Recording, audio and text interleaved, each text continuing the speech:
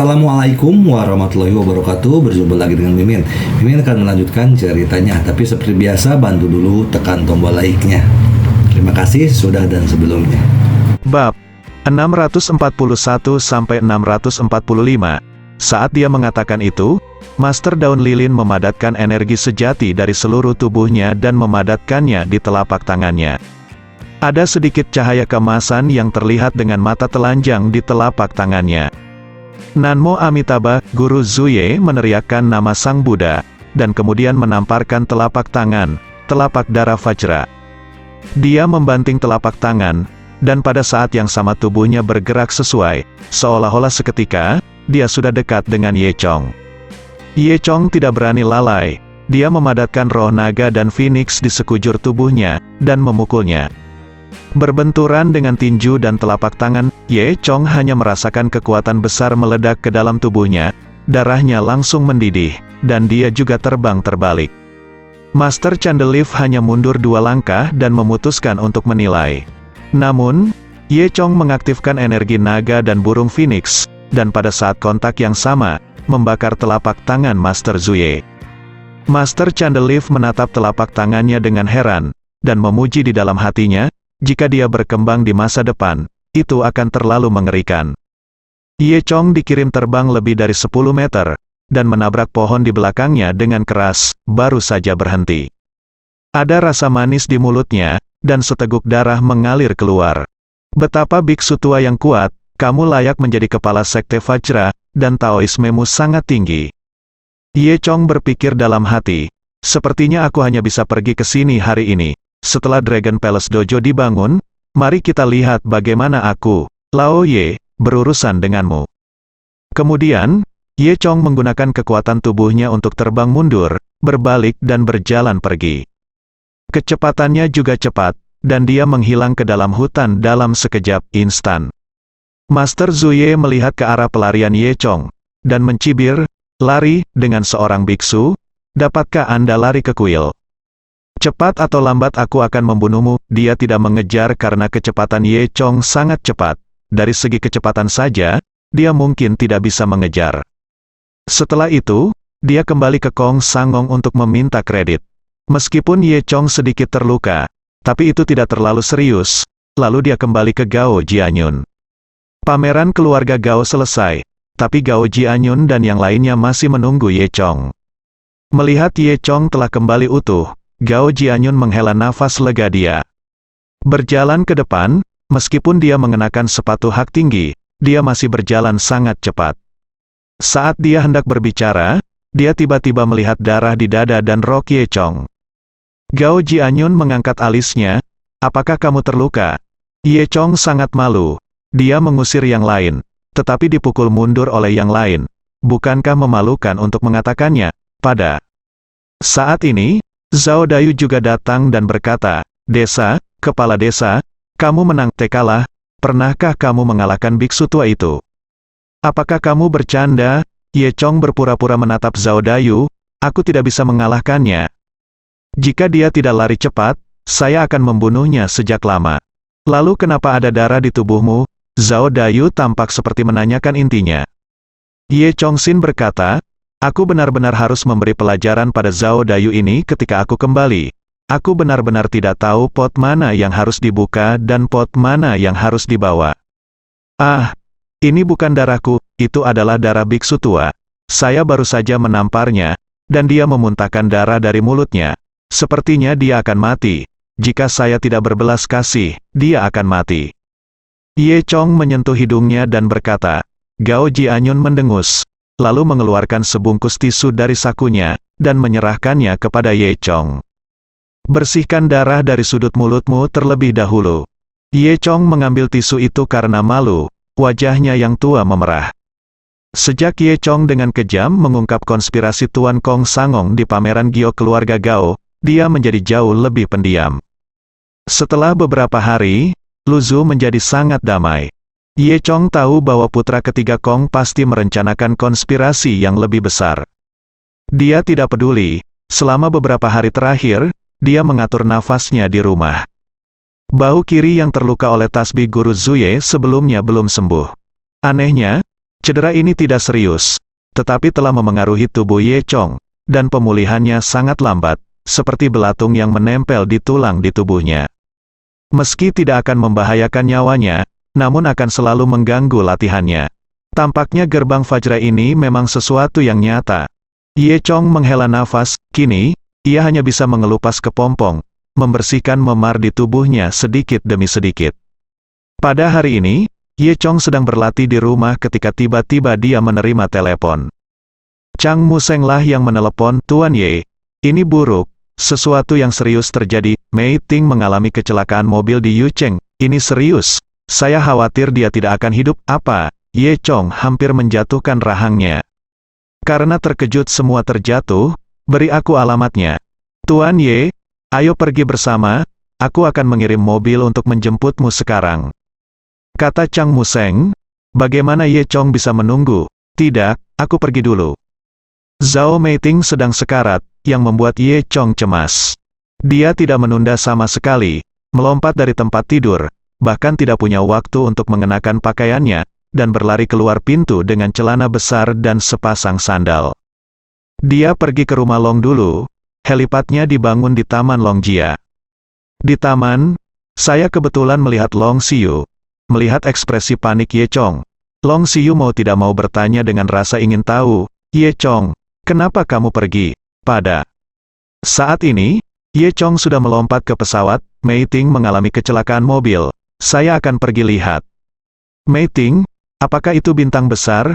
Aku juga ingin pergi," kata Long Xiu, namun, kata-katanya tenggelam oleh suara baling-baling yang berputar.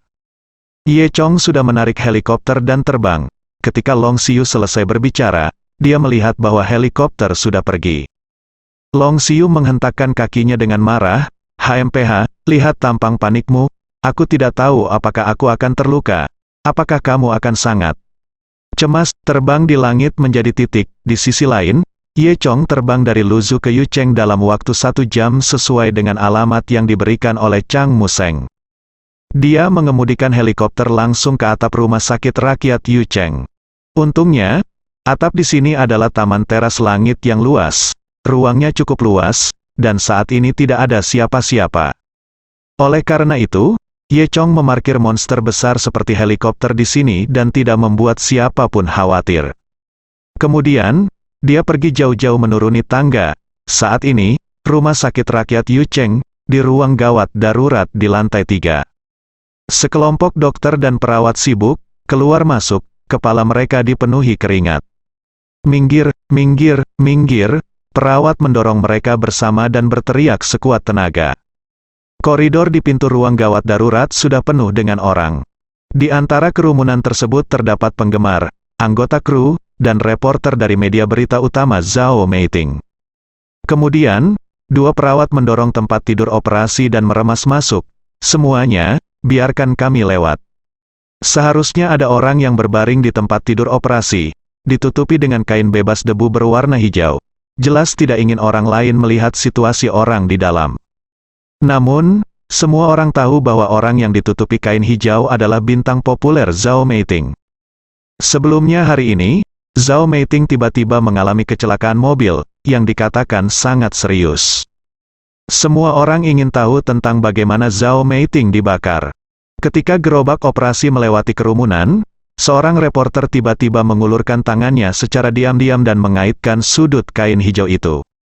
Perawat tidak memperhatikan dan terus mendorong gerobak ke depan, tetapi seluruh kain hijau terangkat.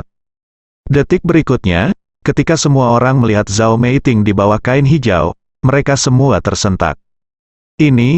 Apakah ini masih manusia? Apakah ini masih Dewi Zhao Meiting? Apakah ini masih hidup? Orang yang berbaring di dalam sama sekali tidak terlihat seperti manusia, tetapi lebih seperti arang yang hangus.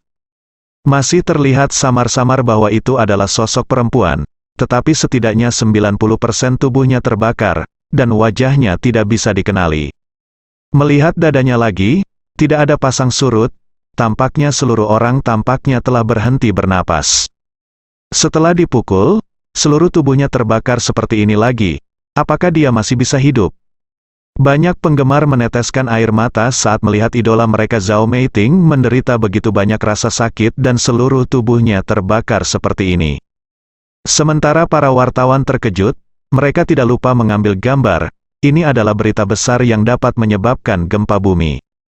Perawat dengan cepat menutupi kain hijau itu lagi, lalu buru-buru mendorong Zhao Meiting ke ruang gawat darurat. Hingga pintu UGD ditutup, orang-orang yang berdiri di depan pintu itu masih berdiri dengan emosi. Orang-orang ini mengirimkan momen dan syal segera. Seseorang memposting, idola meninggal, dan saya sedih selama 3 hari.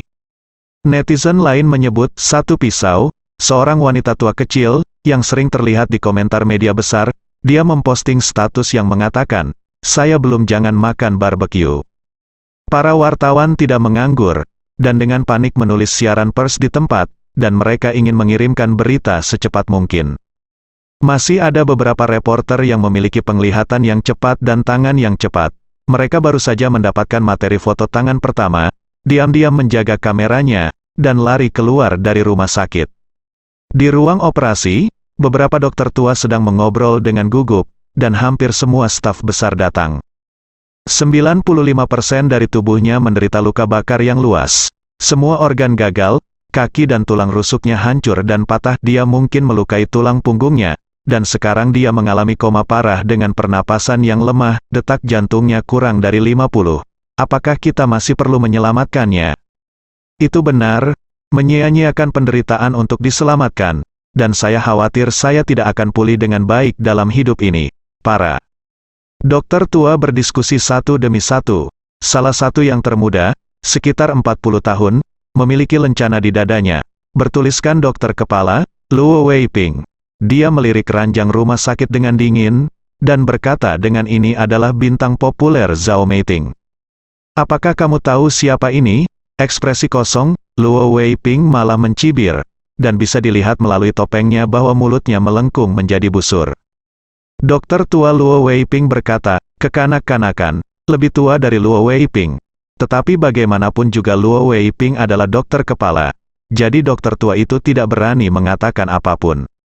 Itu benar, tidak mungkin Zhao Meiting kembali menjadi orang normal seperti ini. Tapi dia masih bisa memberikan satu kontribusi terakhir untuk dokter kita. Luo Weiping melanjutkan, apa maksudmu? Semua orang bingung. Hehe, peristiwa besar seperti cedera Zhao Meiting pasti mengejutkan masyarakat. Bayangkan saja, jika kita bisa menyelamatkannya, bagaimana dunia luar menilai kita?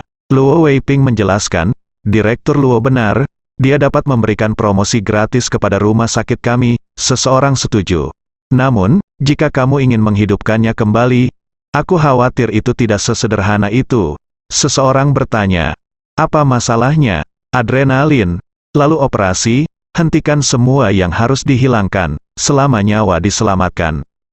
Kata Luo Weiping, ini, seorang dokter tua tampaknya tidak setuju. Saya khawatir itu tidak terlalu baik. Luo Weiping berkata bahwa metode ini hanya boleh digunakan ketika tidak ada lagi yang harus dilakukan, dan itu akan menyebabkan kerusakan paling parah pada pasien. Sekalipun pasien akhirnya terselamatkan, pasien harus hidup dalam kesakitan dan kecacatan sepanjang hidupnya. Kita harus memikirkan apakah ada cara yang lebih baik sekarang. Sebaiknya memulihkan kulit dan tubuhnya di tahap selanjutnya. Saran dokter tua itu, meskipun cara yang lebih baik, ini baik, satu-satunya kelemahan adalah berisiko dan bahkan mungkin tidak menyelamatkan nyawa. Jangan terlalu khawatir, selama orang itu selamat, ini merupakan kontribusi besar bagi rumah sakit kami.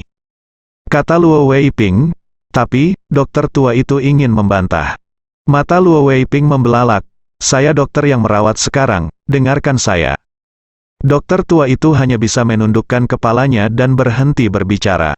Jangan buang waktu, cepat dan bersiap untuk operasi. Luo Weiping berkata, ngomong-ngomong, bukankah ada wartawan di luar? Temukan wartawan dari 2 surat kabar harian utama dan biarkan mereka masuk dan melaporkan seluruh proses. Yah, ini mungkin tidak pantas, kan? Seseorang bertanya. Pergi. Apa yang salah sekarang? Yang paling penting sekarang adalah memanfaatkan kesempatan itu. Luo Weiping berkata dengan dominan. Setelah beberapa saat, 2 reporter diundang masuk, satu reporter dari Tomorrow's Headlines, dan yang lainnya reporter dari Yucheng Positive Energy. Dua jurnalis, tolong laporkan untuk orang-orang di seluruh provinsi, operasi kami adalah kerja keras, kata Luo Weiping. Namun kedua reporter itu sama sekali tidak memperhatikan Luo Weiping. Sejak detik pertama mereka memasuki ruangan, kamera di tangan mereka terus memotret Zhao Meiting tanpa henti. Segera, operasi siap untuk dimulai. Ketika Luo Weiping berjalan ke meja operasi, dia sangat bersemangat hingga tangannya yang memegang pisau bedah sedikit gemetar. Pada saat ini, Ye Chong mendorong pintu dan bergegas masuk. Ketika Ye Chong melihat penampilan Zhao Meiting untuk pertama kalinya, dia tidak merasa sedikit tertekan. Gadis muda di masa jayanya terbakar seperti ini. Berapa banyak penderitaan yang harus dia derita? Hentikan, teriak Ye Chong. Hah, kamu siapa? Melihat Ye Chong, Luo Weiping bertanya dengan rasa ingin tahu, bagaimana kamu bisa masuk? Ye Chong berkata, Zhao Meiting adalah temanku. Oh. Luo Weiping menatap Ye Chong dari atas ke bawah. Sepasang celana besar, sepasang sandal besar, berpakaian seperti ini, juga bisa menjadi teman Zhao Meiting. Ternyata itu adalah teman pasien. Jangan khawatir, kami akan melakukan operasi, dan kami pasti akan menyelamatkan pasien tersebut, kata dokter lainnya. Itu benar, yakinlah, kami pasti akan melakukan yang terbaik untuk melakukan operasi pada Nona Zhao Meiting, kata Luo Weiping. Di depan kamera media, mereka semua menjadi sangat sopan dan santun. Layaknya pegawai negeri, Ye Chong mengangkat alisnya. Seberapa yakin kamu pulih? Kami akan mencoba yang terbaik, Luo Weiping berkata dengan cara yang tidak penting. Dalam situasi saat ini, siapapun yang memiliki sedikit pengetahuan medis tahu bahwa ada harapan bagi Zhao Meiting untuk diselamatkan. Tetapi jika satu-satunya pengejaran adalah menyelamatkan nyawanya, bahkan jika pasien bangun, dia hanya akan hidup dalam kesakitan, sisa hidupnya.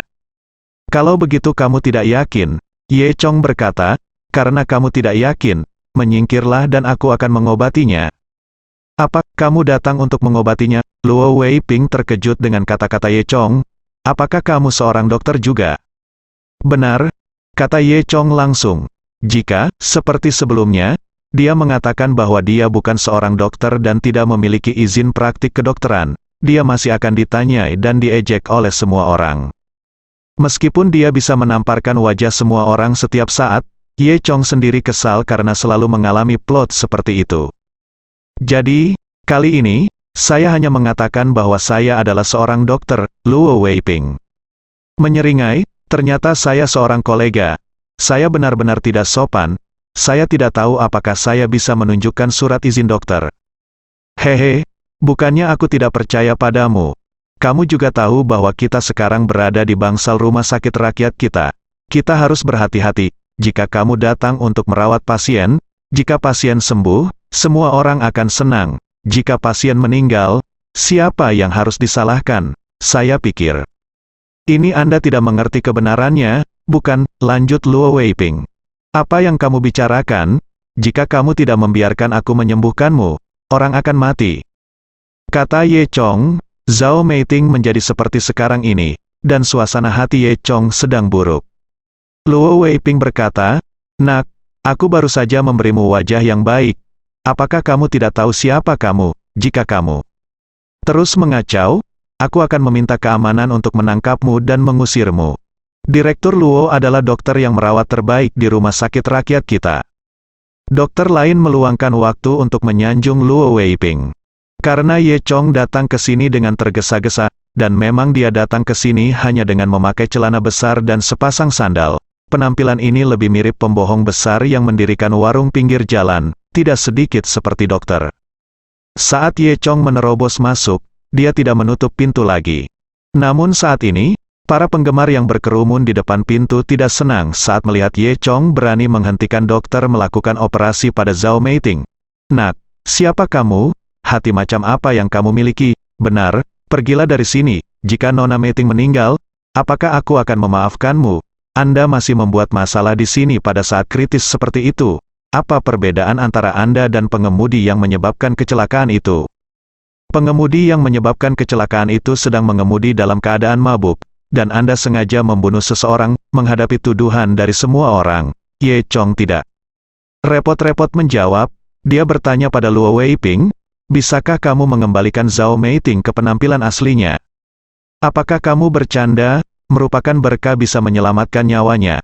Tetapi siapapun yang memiliki sedikit pengetahuan medis tahu bahwa tidak ada cara untuk pulih dari situasi saat ini. Luo Weiping mencibir, benar, kamu bilang kamu seorang dokter, dan kamu benar-benar palsu. Ye Chong berkata, karena kamu tidak bisa, keluarlah dari sini. Aku bisa mengembalikan Zhao Meiting ke keadaan semula. Nima, anak ini bahkan tidak bisa berbohong, itu telah dibakar sedemikian rupa sehingga tidak ada cara untuk menyelamatkannya. Bahkan jika Hua Tuo masih hidup, dia tidak memiliki kemampuan seperti itu. Anda mengatakan Anda dapat menyembuhkannya. Kamu pikir kamu siapa? Celana dokter jenius. Hehe, sangat menyebalkan.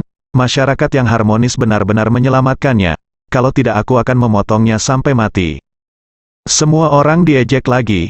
Faktanya, apapun yang terjadi, tidak peduli apakah Ye Chong benar-benar dapat disembuhkan atau tidak. Luo Weiping tidak akan menyerahkan Zhao Meiting kepada Ye Chong, karena mereka tetap ingin menggunakan Zhao Meiting untuk menjadi terkenal. Selama Zhao Meiting dihidupkan kembali, terlepas dari tindak lanjutnya, ini sudah cukup. Jika bukan karena anak nakal yang membuat masalah, operasinya pasti sudah dimulai. Dia terlalu besar, berpakaian compang camping, dan berani berbicara omong kosong di sini. Semakin Luo Weiping memikirkannya, matanya semakin marah. Berbalik, dia berkata kepada Ye Chong, itu masih kalimat yang sama. Jika kamu ingin tinggal di ruangan ini, pertama keluarkan lisensi medismu. Di mana Ye Chong memiliki lisensi medis? Sepertinya dia benar-benar harus mengikuti ujian nanti, kalau tidak akan terlambat. Tidak bisakah kamu menyelamatkan orang tanpa izin medis? Anda memiliki izin medis, tetapi orang-orang pun tidak baik. Saya pikir izin medis Anda tidak berguna. Potong omong kosong, di ruang operasi, ahli bedah adalah satu-satunya yang mengeluarkan perintah, semuanya harus mengikuti perintah kepala ahli bedah. Sekarang saya kepala ahli bedah, keluar dari sini, Luo Weiping memarahi Ye Chong. Saat ini, para penggemar di luar pintu sudah kesal. Benar, saudara-saudara, mari kita pergi bersama dan mematahkan tulang bajingan ini. Seorang penggemar berteriak di luar pintu. Para penggemar Zhao Meiting yang fanatik ini sudah terburu-buru.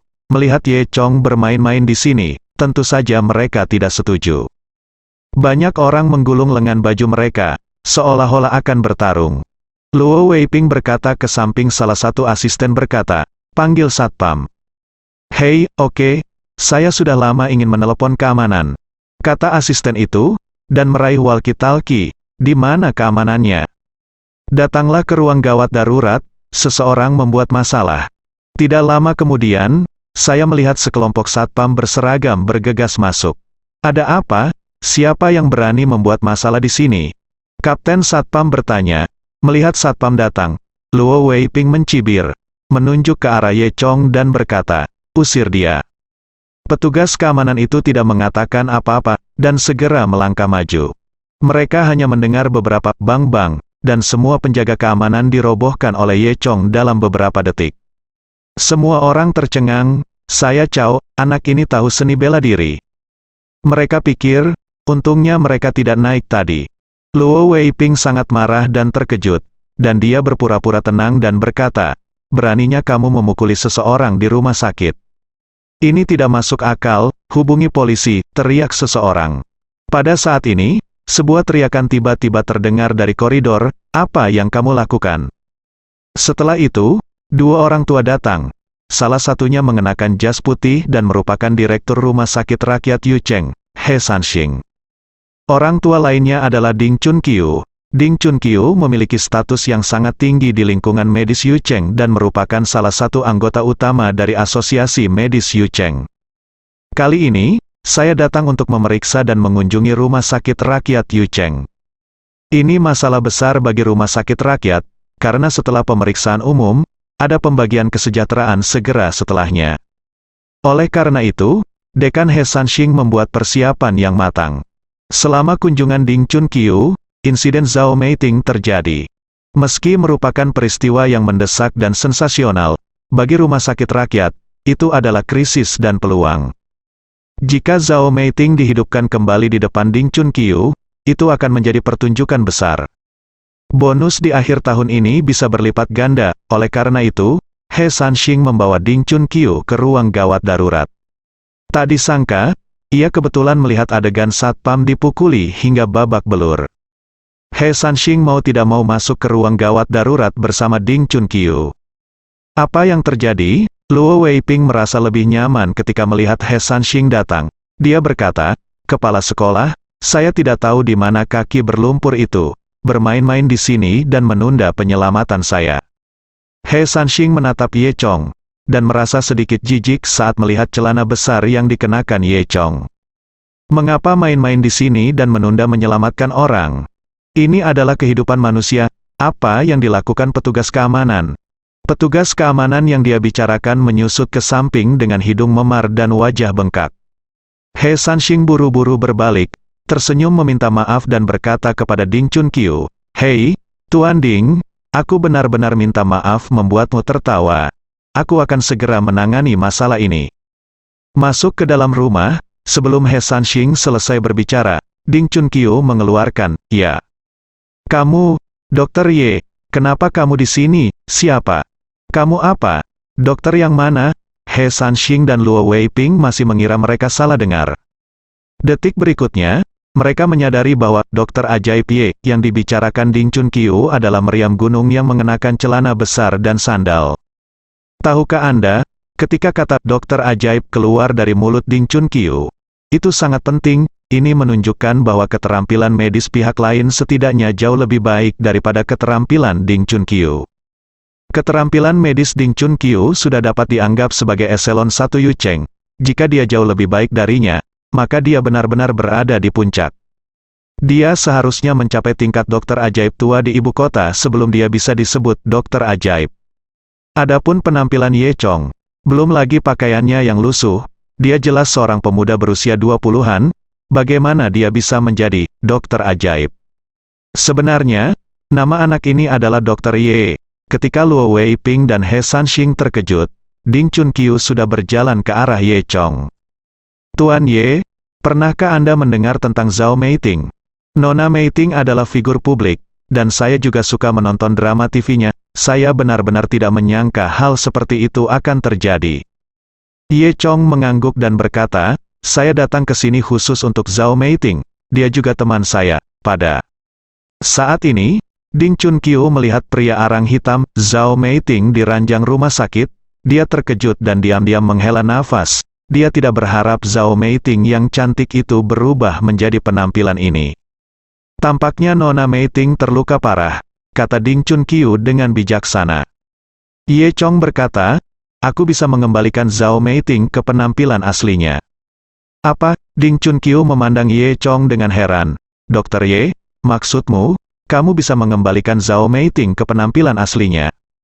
Tapi, meskipun Ding Chunqiu tidak mengatakan apa yang dia katakan setelah itu, tetapi semua orang tahu apa yang ingin dia katakan. Zhao Meiting telah terbakar seperti ini, bagaimana dia bisa pulih? Bahkan jika Hua Tuo masih hidup, itu tidak mungkin. Namun, Ye Chong mengangguk dan berkata, "Aku bisa menyembuhkannya." Kalimat ini lagi, saat Ye Chong mengatakan ini sebelumnya, Ding Chunqiu juga menanyai Ye Chong, tapi ternyata dia salah. Ding Chunqiu memikirkannya, dan akhirnya memilih untuk mempercayai Ye Chong. Dia berkata kepada Dekan He Sanxing, "Din He, saya tahu kemampuan Miracle Dr. Ye. Bisa dikatakan tidak dapat diprediksi. Saya akan menjadi master di sini. Mengapa tidak membiarkan Miracle Dr. Ye mencoba dulu?" Karena Ding Chunqiu setelah semua berbicara, He Sanxing mengangguk tanpa berkata apa-apa. "Apa, pada saat ini?" Luo Weiping berhenti. "Tidak, bagaimana ini mungkin?" Demi kehormatannya sendiri, dia secara alami tidak mau melepaskan Zhao Meiting kepada orang lain. "Tuan Ding, Dekan He, anak ini bahkan tidak memiliki izin praktik kedokteran, bagaimana dia bisa diizinkan untuk mengobati penyakit? Jika seseorang dihukum mati, siapa yang harus disalahkan? Ini tidak sesuai dengan aturan sama sekali." He Sanxing memelototi Luo Weiping. Xin berkata, Mengapa Luo Weiping ini begitu bodoh hari ini? Dia memarahi. Old Ding sudah berbicara. Apa yang kamu bicarakan di sini? Kamu benar-benar hidup lebih lama dan kembali. Apakah Anda berani tidak percaya apa yang dikatakan Old Ding? Anda ingin aturan? Bukan, saya melanggar aturan. Jika Anda tidak ingin melakukannya, keluar dari sini. Kami tidak membutuhkan master yang mengerti aturan sepertimu di sini. Luo Weiping mundur, wajahnya memerah, dia menundukkan kepalanya dan tidak berani berbicara. Saat ini, para penggemar yang berkerumun di depan pintu berhenti lagi. Bagaimana ini bisa dilakukan? Biarkan orang yang memakai celana dalam besar mengobati penyakit Nona Meiting. Apakah kamu bercanda? Ding Chunqiu melambaikan tangannya untuk memberi isyarat agar semua orang diam. Dia berkata, saya Ding Chunqiu dari Asosiasi Medis Yucheng. Sekarang saya akan menjamin reputasi saya bahwa Dr. Ye ini benar-benar mampu. Jika terjadi kesalahan, saya bersedia mengambil semua tanggung jawab. Jadi itu Tuan Ding, aku pernah melihatnya di TV sebelumnya, itu benar. Status Ding Chunqiu di lingkaran medis Yucheng terbukti, dan sejak dia berbicara, semua orang berhenti berbicara. Ye Chong mengangguk berterima kasih kepada Ding Chunqiu. Ding Chunqiu menaruh semua kehormatannya kali ini, dan dia juga menatap Ye Chong dengan gugup. Setelah itu, Ye Chong tidak banyak bicara, dan datang ke sisi Zhao Meiting. Pertama-tama dia melihat ke bawah, lalu mengangkat kepalanya, dan berkata kepada semua orang, "Oke, semuanya keluar sekarang, saya akan memulai perawatan." Apa? Mari kita semua keluar. Luo Weiping merasa terhina. Ding Chunqiu sebenarnya tidak ingin keluar, dia juga ingin melihat bagaimana Ye Chong diremajakan. Banyak dokter saling memandang. Segalanya, apakah kamu tidak butuh bantuan? Kenapa keluar? Ini bangsalku, kata Luo Weiping. Ye Chong tersenyum, seperti yang Anda katakan. Di ruang operasi, perintah kepala ahli bedah adalah yang terbesar, dan Anda harus mematuhinya tanpa syarat. Sekarang saya adalah kepala ahli bedah, saya akan membiarkan Anda semua keluar. Cepatlah, Luo wajah Weiping memerah. Tanpa diduga, Ye Chong mencekiknya kembali dengan kalimat ini. Ding Chunqiu berkata, ayo pergi. Semuanya, ayo keluar, kita harus mempercayai Dr. Ye. Setelah berbicara, dia memimpin dan keluar. Beraninya He Sanxing dan yang lainnya tidak pergi. Mereka semua mengikuti Ding Chunqiu keluar. Luo Weiping masih ragu-ragu. He Sanxing menatapnya dan membuat hatinya bergetar. Jadi dia tidak punya pilihan selain mengikutinya. Kemudian, Ye Chong menutup pintu ruang operasi dengan keras, membuat semua orang keluar. Hanya Zhao Meiting dan Ye Chong yang tersisa di ruang operasi. Ye Chong memandang Zhao Meiting dengan sedikit kesusahan. Pada saat ini, seluruh tubuh Zhao Meiting ditutupi dengan luka bakar, dan rambutnya semua terbakar. Itu mengejutkan, matanya tertutup rapat, napasnya sangat sesak, dan tanda-tanda vitalnya telah mencapai titik kritis, dan dia berada di ambang kematian. Ye Chong pertama-tama mengangkat kain yang menutupi tubuh Zhao Meiting. Karena dia harus telanjang untuk perawatan, Ye Chong pergi bersama orang lain. Meskipun Zhao Meiting tidak memiliki apa-apa di tubuhnya, tidak ada yang tertarik melihat kulit hitamnya yang terbakar di sekujur tubuhnya. Setelah Ye Chong melihat tubuh Zhao Meiting, dia menghela nafas panjang. Meiting benar-benar menderita kejahatan besar kali ini. Dia merasa lebih tertekan. Setelah itu, Ye Chong mengeluarkan jarum perak dari senjata ajaib luar angkasa. Dia sekarang membawa jarum perak, berbagai obat penyelamat hidup, dan krim kecantikan bersamanya. Kemudian, Ye Chong pertama kali melakukan satu set akupuntur yin yang dan 5 elemen pada Zhao Meiting, yang untuk sementara menyelamatkan nyawa Zhao Meiting. Setelah akupuntur yin yang dan 5 unsur, tanda-tanda vital Zhao Meiting berangsur-angsur stabil, dan pernapasannya juga stabil. Setidaknya sekarang tidak perlu khawatir tentang hidupnya. Kemudian, Ye Chong mengeluarkan kotak krim yang berisi krim kecantikan hitam buatan sendiri. Selanjutnya, dia mengoleskan krim kecantikan ke tubuh Zhao Meiting sedikit demi sedikit. Setiap kali dia menyentuh kulit Zhao Meiting akan berkedut. Meskipun Zhao Meiting sekarang dalam keadaan koma, nyeri saraf masih akan diteruskan ke otak, menyebabkan tubuhnya berkedut. Butuh 1 jam penuh bagi Ye Chong untuk mengoleskan krim kecantikan dengan hati-hati ke seluruh tubuh Zhao Meiting. Saat ini, Zhao Meiting seperti patung tanah liat yang dilapisi plester hitam. Segera setelah itu, Ye Chong mengeluarkan sepotong kayu manis. Ini adalah ramuan langka yang diperoleh Ye Chong secara tidak sengaja sebelumnya, meskipun merupakan tanaman, namun berbentuk seperti tubuh bagian atas wanita.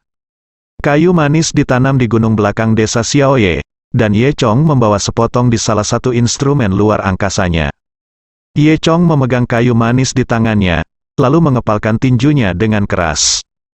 Jus kayu manis diperas dengan keras, dan jus hijau dan harum menetes ke tubuh Zhao Meiting setetes demi setetes. Dan jus hijau itu menyatu dengan krim kecantikan hitam, lalu meresap ke dalam kulit Zhao Meiting. Sebelum saya menyadarinya, 2 jam telah berlalu. Semua orang yang menjaga pintu cemas. He Sanxing bertanya kepada Ding Chunqiu, "Tuan Ding, apakah Dokter Ye ini benar-benar mampu?" "Sudah lama sekali, apakah tidak akan ada masalah?" "Kamu tahu itu kan?" Ding Chunqiu bertanya balik. Dia Sanxing mengangguk. "Itu disembuhkan oleh Ye Sen," kata Ding Chunqiu. "Apa, jadi dewa kamu yang menyembuhkannya?" "Nah, itu benar-benar mampu." Luo Weiping, yang berada di sebelahnya, merasa sedikit tidak nyaman ketika mendengar ini. "Sialan, jadi anak ini sangat kuat, jadi kenapa dia berpakaian seperti itu? Jelas, dia berpura-pura menjadi babi dan memakan harimau sebagai perbandingan," pikirnya. Getir, saat ini, aroma keluar dari ruang gawat darurat, semua orang menciumnya, dan mereka segar kembali. Bahkan lekas marah telah banyak melemah. "Hei, apa baunya? Sangat harum dan menyegarkan." Di ruang gawat darurat, Ye Chong meneteskan jus kayu manis ke tubuh Zhao Meiting, dari ujung kepala sampai ujung kaki. Tetesan jus terakhir diperas oleh Ye Chong, dan seluruh kayu manis itu seperti spons, kehilangan semua kelembapannya dan berubah menjadi potongan kering. Ye Chong dengan santai membuangnya ke tempat sampah. Kemudian, setelah menyerap jus kayu manis, Zhao Meiting batuk ringan dan membuka matanya. "Ye Chong, apakah itu kamu?" Aku. Zhao Meiting tidak bisa mengatur kata-katanya untuk sementara waktu. Ye Chong memandang Zhao Meiting dengan penuh kesusahan, dan berkata sambil tersenyum, "Meiting, aku di sini." Zhao Meiting berhenti sejenak, dan tiba-tiba teringat apa yang terjadi, dan wajahnya langsung berubah. "Aku ingat, aku mengalami kecelakaan mobil, seluruh tubuhku terbakar, sakit sekali. Nah, lalu aku melihatmu di sini, Ye." Chong mengangguk, "Ya, tapi aku baik-baik saja sekarang." Zhao Meiting tiba-tiba merasa tidak nyaman di sekujur tubuh.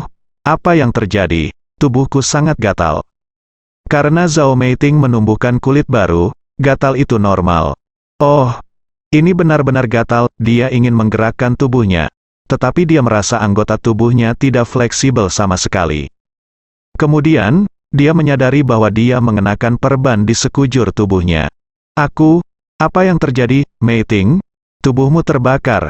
Aku baru saja mengoleskan obat dan perban padamu, dan kamu akan segera sembuh," kata Ye Chong sambil menyentuh Zhao Meiting 2 titik akupuntur di tubuh. Zhao Meiting segera berhenti gatal. "Lalu, bagaimana dengan wajahku?" Zhao Meiting merasa wajahnya juga diperban, dan dia sedikit khawatir. "Cepat ambil cerminnya, biarkan aku melihatnya." Ye Chong tertawa dan berkata, "Saya sarankan Anda tidak menontonnya, tetapi tontonlah dalam beberapa jam." Kayu manis kayu memiliki efek yang aneh, dan dapat menghidupkan kembali orang mati dalam beberapa jam. Ketika Ye Chong mengatakan ini, Zhao Meiting menjadi semakin khawatir. "Wajahku, apakah rusak?" Ye Chong berkata, "Jangan khawatir, dengan aku di sini, tidak akan terjadi apa-apa padamu, dan aku pasti akan membuatmu lebih cantik dari sebelumnya." "Benarkah?" "Tentu saja. Jangan khawatir, siapa aku, Lao Ye." "Oh, tidak harus lebih cantik dari sebelumnya, itu sudah sempurna, asalkan bisa dikembalikan ke tampilan aslinya." Zhao Meiting menghela nafas lega, dan berkata pada dirinya sendiri. Ye Chong lucu, berpikir bahwa Zhao Meiting cukup narsis. Dia memandang Zhao Meiting dengan penuh kasih sayang, dan berkata dengan emosional, "Meiting, kamu telah menderita begitu banyak rasa sakit, tapi itu sakit. Jika Zhao Meiting tidak mengenakan perban, wajahnya akan sangat merah. Ye Chong, kenapa kamu menatapnya seperti ini? Baru saat itulah Ye Chong menyadari bahwa dia telah kehilangan ketenangannya, wajahnya yang tua memerah. Dia menyentuh hidungnya dan berkata, tidak apa-apa, jangan khawatir, kamu akan kembali normal dalam beberapa jam. Itu akan luar biasa, Zhao Meiting berkata dengan patuh. 1 jam kemudian, pintu ruang gawat darurat tiba-tiba terbuka, dan Ye Chong keluar dari dalam. Ada apa? Ketika semua orang melihat Ye Chong keluar, mereka semua maju dan bertanya. Ye Chong tersenyum dan berkata, tidak masalah, bantu aku memindahkan Zhao Meiting ke unit perawatan intensif, aku akan keluar dan kembali lagi nanti. Berbicara, Ye Chong keluar. Semua orang bingung, dan Luo Weiping adalah orang pertama yang bereaksi, persetan, mungkinkah dia membunuh orang dan ingin melarikan diri? Berbicara, Luo Weiping membuka pintu. Semua orang bergegas ke ruang gawat darurat dan menemukan alat tanda vital Zhao Meiting, yang menunjukkan bahwa semuanya normal. Semua orang sangat terkejut, hanya dalam 3 jam, bagaimana mereka kembali normal? Trik seperti itu, bahkan jika 100 Luo Weiping bertambah, mereka tidak dapat melakukannya. Zhao Meiting bertanya dengan mata menatap, mengapa kalian semua menatapku? Baru pada saat itulah semua orang menyadari bahwa Zhao Meiting sudah bangun. Meskipun dia dibalut perban, dia tampak dalam kondisi baik. Ini, Old Ding, Anda benar. Ini benar-benar keajaiban dokter, sungguh menakjubkan. Kata Din He Sanxing kaget, hanya dalam 3 jam, Zhao Meiting, yang terluka parah dan sekarat, kembali normal. Trik semacam ini benar-benar bisa disebut monster. Luo Weiping merasa seperti sedang menonton plot serial TV darah anjing. Reporter di pintu memotret Zhao Meiting. Zhao Meiting dengan cepat berkata, oh, jangan difoto, aku terlihat sangat jelek sekarang. He Sanxing segera meminta petugas keamanan untuk mengambil wartawan dan banyak penggemar, lalu mengirim Zhao Meiting ke unit perawatan intensif terbaik. Ye Chong pergi membeli pakaian untuk Zhao Meiting. Dengan krim kecantikan yang dipadukan dengan kayu manis sangmu, kulit Zhao Meiting akan dapat pulih dalam beberapa jam. Tentu saja luka dalam mungkin membutuhkan waktu untuk pulih. Semua pakaian Zhao Meiting terbakar di dalam api. Jika dia tidak membeli 1 set pakaian, diperkirakan Zhao Meiting harus keluar telanjang sebentar lagi. Untungnya, di kota besar seperti Yucheng, terdapat supermarket kecil dalam 5 langkah, dan supermarket kecil dalam 10 langkah, sebuah mal besar. Tidak lama setelah Ye Chong keluar dari gerbang rumah sakit, dia menemukan sebuah toko pakaian besar. Ye Chong pergi ke departemen pakaian wanita di lantai 2, pertama-tama memilih gaun secara acak, lalu pergi membeli pakaian yang pas. Umumnya anak perempuan berbelanja di lantai ini, dan sesekali beberapa pria datang bersama teman wanitanya. Ketika pemandu belanja melihat seorang pria bernama Ye Chong datang untuk membeli barang-barang ini, dia berpikir bahwa dia benar-benar pria yang baik. Dia berlari dan bertanya pada Ye Chong ukuran apa yang dia inginkan. Ye Chong melihat panduan belanja, tidak terlalu memikirkannya, dan berkata dengan santai, ini 2 ukuran lebih besar dari milikmu, panduan. Belanja memberi Ye Chong pandangan kosong, dan berkata, sungguh bajingan. Dilemparkan ke Ye Chong, cih, aku tidak tahu apakah ini benar-benar sebesar itu. Wanita pemandu belanja itu berpikir dengan cemburu. Bagaimana mungkin Ye Chong peduli dengan hal-hal ini? Dia membungkus pakaiannya, membayar uangnya, dan meninggalkan mal. Pada saat ini, langit berangsur-angsur menjadi gelap. Yucheng terang benderang, dan ada pesta di mana-mana.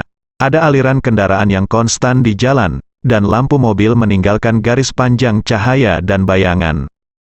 Pemandangan malam yang begitu indah tak tertandingi bahkan di Luzhu. Ketika Ye Chong keluar dari pusat perbelanjaan, dia hanya perlu melewati taman untuk sampai ke rumah sakit. Ada danau buatan di taman, danau itu sangat besar, dan ada jembatan kayu kecil di danau yang bisa diseberangi. Ketika Ye Chong berjalan ke jembatan kayu, dia tiba-tiba merasa ada yang tidak beres di sekelilingnya. Ada kekuatan yang tidak dapat dijelaskan yang melonjak di sekitar. Siapa itu? Ye Chong bertanya dengan dingin. Segera setelah itu, sebuah perahu kecil berlayar keluar dari kegelapan, dan seorang lelaki tua berdiri di haluan perahu kecil itu. Hei, Ye Chong, kamu di sini, aku sudah lama menunggumu. Pria tua dengan tangan di belakang, mengenakan jubah kuning dan pakaian biksu, tidak lain adalah kepala sekte Vajra, Guru Daun Lilin, bersambung.